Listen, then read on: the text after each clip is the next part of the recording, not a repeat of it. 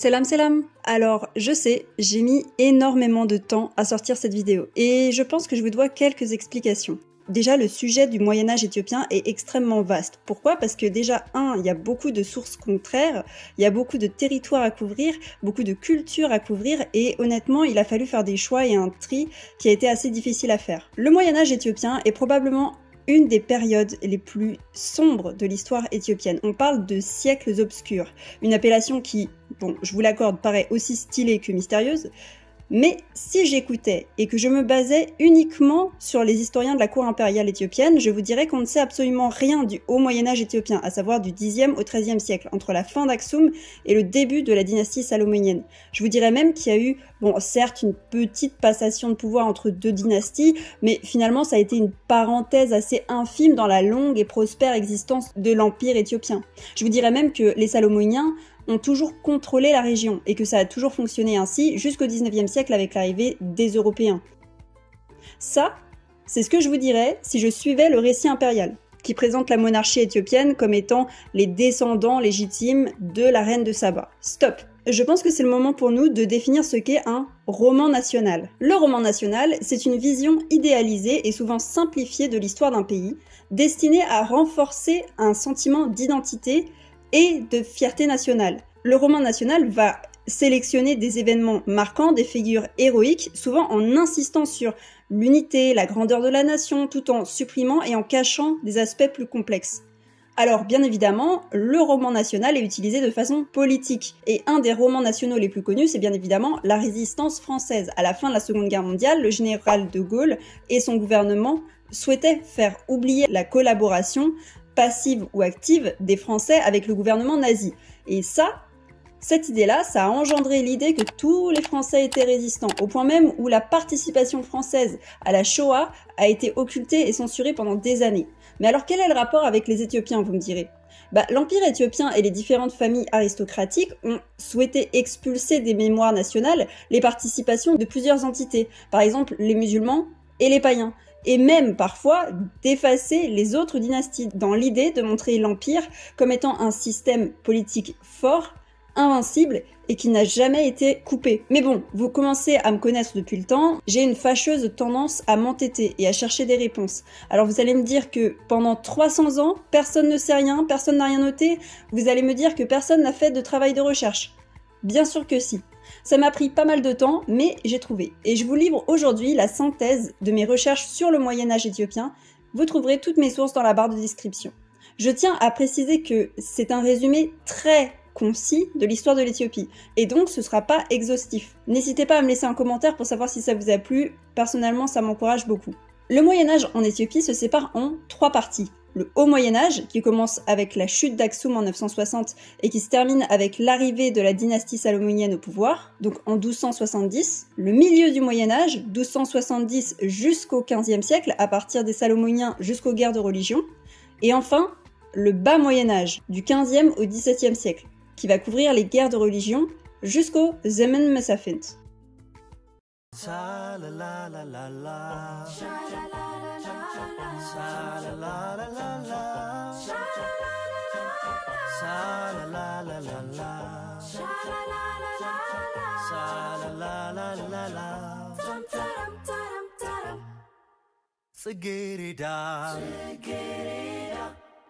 Cette partie de l'histoire est ce qu'on appelle en histoire éthiopienne la période obscure. Je vous l'ai dit en intro, les historiens de l'Empire éthiopien ont très souvent essayé de supprimer des sources pour appliquer le récit selon lequel l'Empire et la même dynastie a régné sur la région sans aucune coupure.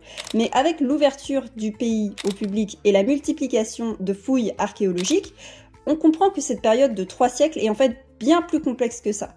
Alors la première chose à bien comprendre, c'est que la question des ethnies dont on parle beaucoup en ce moment, avec les tensions Oromo, Amara, Tigriens, etc., tout ça c'était pas présent à ce moment-là. Les véritables délimitations se jouaient par rapport aux croyances et aux religions.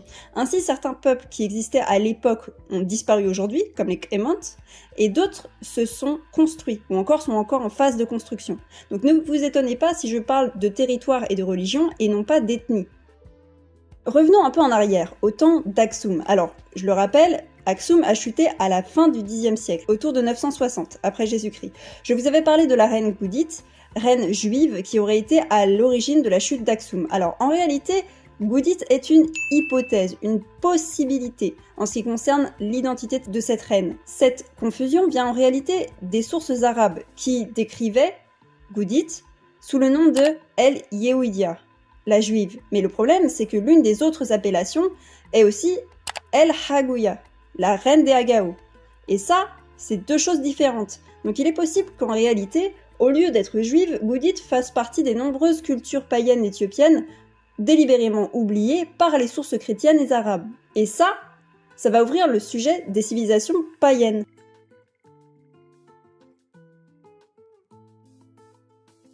Dans le centre du pays, dans le sud du Wollo et au nord du Shewa, les archéologues ont retrouvé plusieurs traces de civilisations dites païennes, à savoir des peuples qui n'étaient pas chrétiens ou musulmans.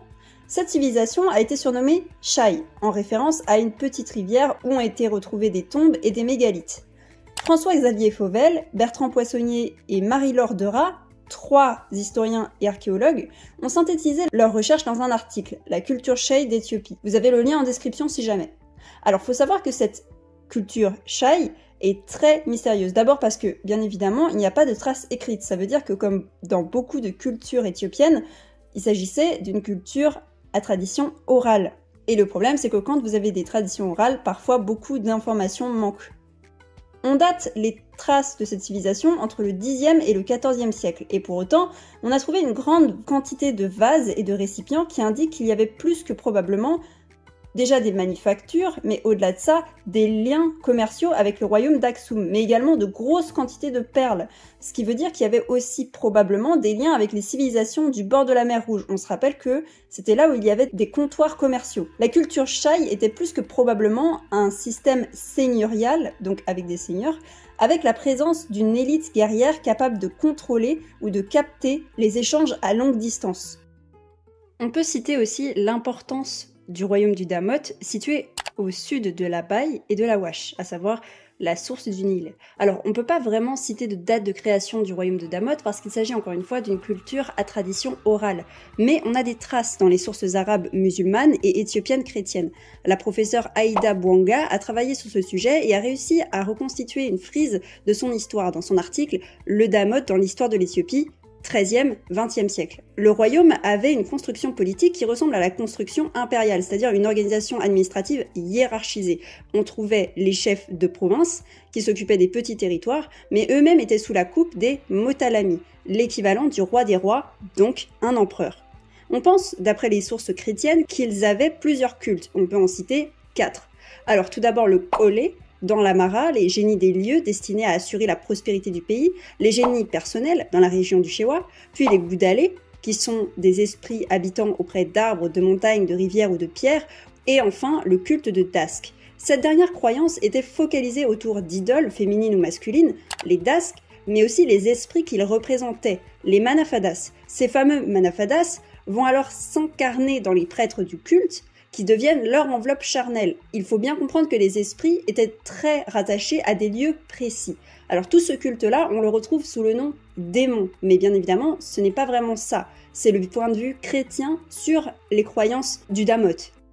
Le royaume du Damot était d'ailleurs très présent dans la région, c'était une force politique et militaire extrêmement importante qui a résisté très longtemps au royaume chrétien et musulman qui l'entourait, mais ça, on va en parler un peu plus tard dans la partie sur les guerres de religion.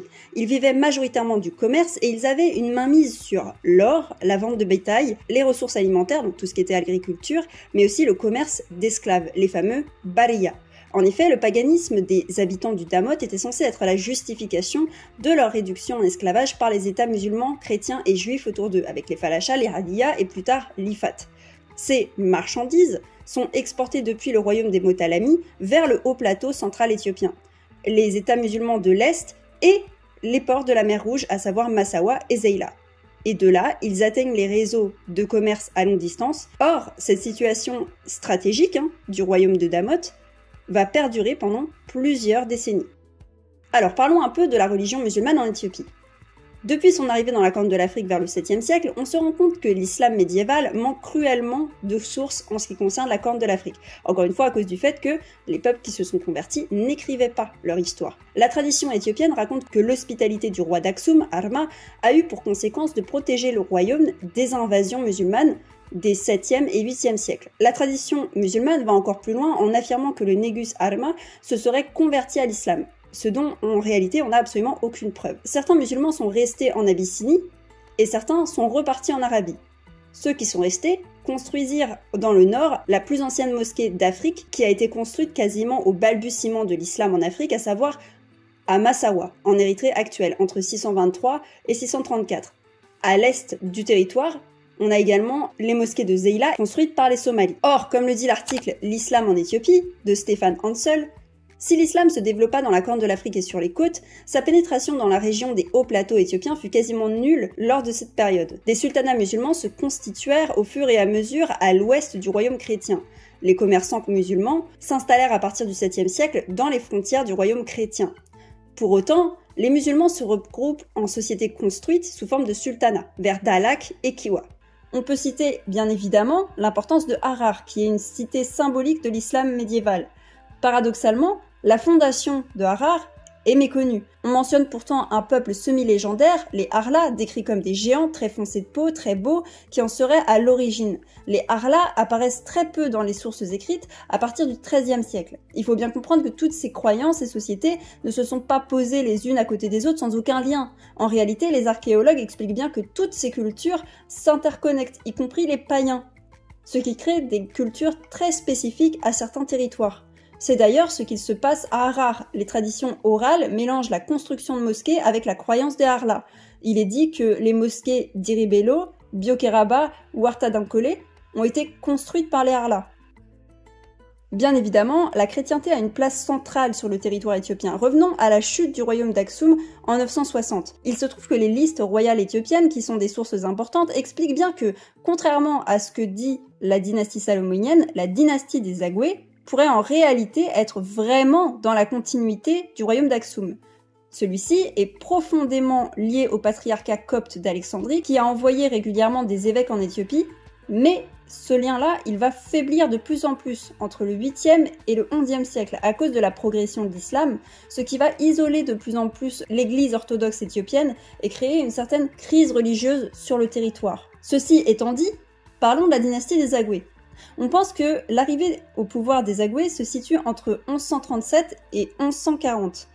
La première chose à savoir, c'est que les Zagwe viendraient d'un groupe ethnique nommé les Agao, un groupe de langue couchitique du centre du pays.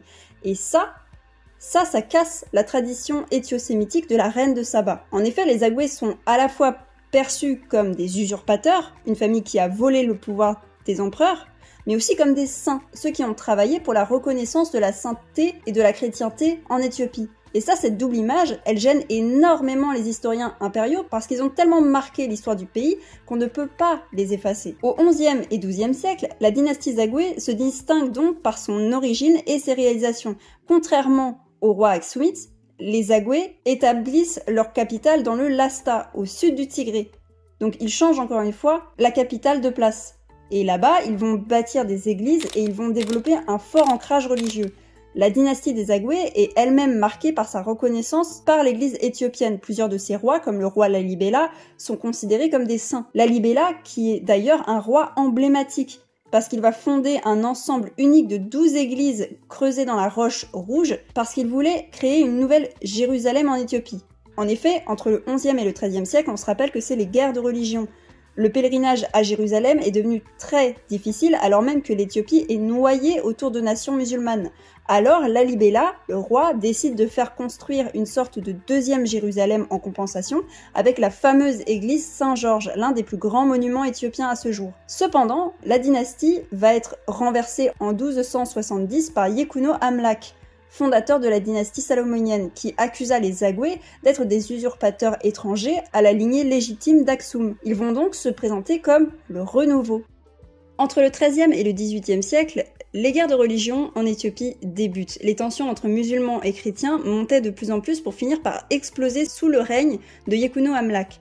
Ce roi commence les politiques de persécution contre les musulmans, mais c'est vraiment sous son successeur, Yekbai Seyon, que les premières offensives contre les Émirats musulmans commencent. Ils annexent les régions stratégiques comme l'Ifat et le Hadiyah pour contrôler les routes commerciales et le trafic d'esclaves qui représentait une manne financière. Hamda Seyon conquit alors l'Ifat, l'Adal et d'autres territoires païens, dont je viens de parler. Mais les aristocrates musulmans résistèrent activement, notamment ceux de la dynastie Walasma, une famille royale d'origine arabe qui s'était installée à l'ouest depuis la fuite de l'Arabie au 7e siècle. Cette lutte s'intensifia avec des révoltes répétées, auxquelles les rois éthiopiens comme Dawit et Ishak répliquèrent par des campagnes militaires, parfois extrêmement brutales, incluant la destruction de mosquées remplacées par des églises. Le règne de Zara Yacob, juste après, va marquer l'apogée du royaume chrétien. Il va éliminer le dernier dirigeant de la dynastie Walasma et affermit la domination éthiopienne sur les hauts plateaux et les côtes de la mer Rouge. Mais ça, cette suprématie, elle va être contestée au XVIe siècle, notamment lors d'un conflit majeur entre 1521 et 1577, qui a failli anéantir le royaume face à ses ennemis musulmans. Et l'une des menaces les plus importantes au royaume d'Abyssinie tient en deux mots, Ahmed Gragné, surnommé le Gaucher. Après avoir réussi à détrôner le sultanat d'Harar et le faire exécuter, ce général somali refuse en 1527 de payer un impôt à Dawit II, roi d'Abyssinie, et décide d'attaquer en représailles en demandant des soutiens militaires à l'Empire ottoman. En 1527 et 1531, les attaques sont dévastatrices.